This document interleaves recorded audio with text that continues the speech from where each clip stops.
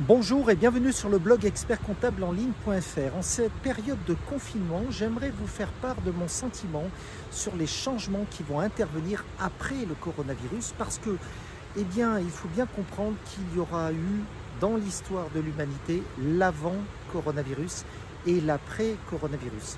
Et en fait, nous avons eu des signes avant-coureurs. Nous avons eu l'Ebola, nous avons eu le SRAS, nous avons eu le H1N1, mais aucune des crises sanitaires précédentes n'avait eu un tel impact sur l'économie. Alors juste pour information, actuellement, les statistiques du premier trimestre 2020 en France montrent une récession de 6%.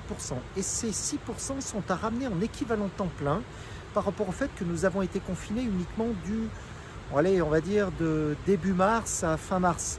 Donc ce premier trimestre, en fait, ne comptabilise même pas un mois complet de confinement et malgré tout, nous avons 6% de baisse de PIB par rapport au PIB du premier trimestre 2019. Donc ça veut dire quoi? Si on fait un petit calcul arithmétique et qu'on ramène ça au nombre de jours ouvrés, en réalité, on est sur une baisse de PIB en équivalent temps plein annuel de 25%. 25%, voilà la véritable récession économique générée par le Covid-19. Ça, bien évidemment, c'est absolument monstrueux.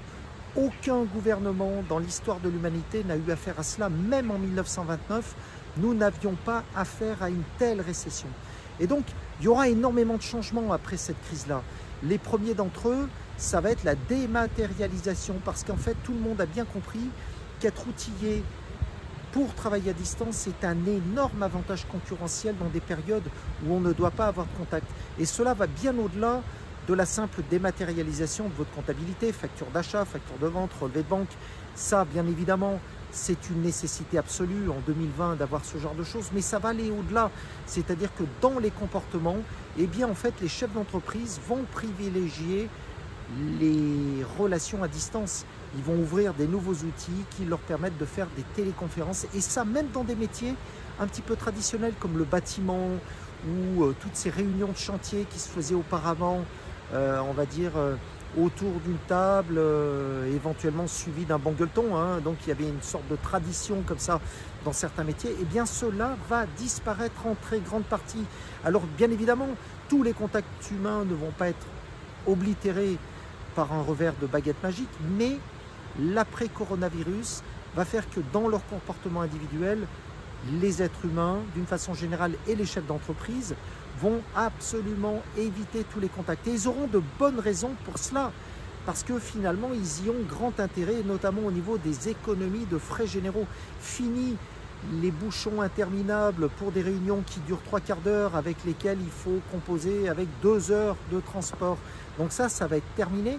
Mais il y a aussi un autre élément, c'est la sous-traitance, parce qu'aujourd'hui, les chefs d'entreprise qui ont beaucoup de salariés se voient refuser par l'inspection du travail, par la directe, en fait, les dossiers de chômage partiel au motif que les salariés n'ont aucune raison de ne pas aller travailler. Et dans le même temps, ces mêmes chefs d'entreprise ne trouvent pas d'approvisionnement, ne peuvent pas démarrer leur chantier. Et leurs clients freinent des cas de fer. Mais ça, la directe s'en fiche. Donc l'État, en fait, va faire supporter au secteur privé une très grande partie de ce coût.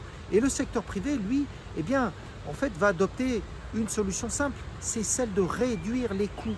Et oui, messieurs, dames, il est important dorénavant plus que jamais de réduire les coûts de votre entreprise.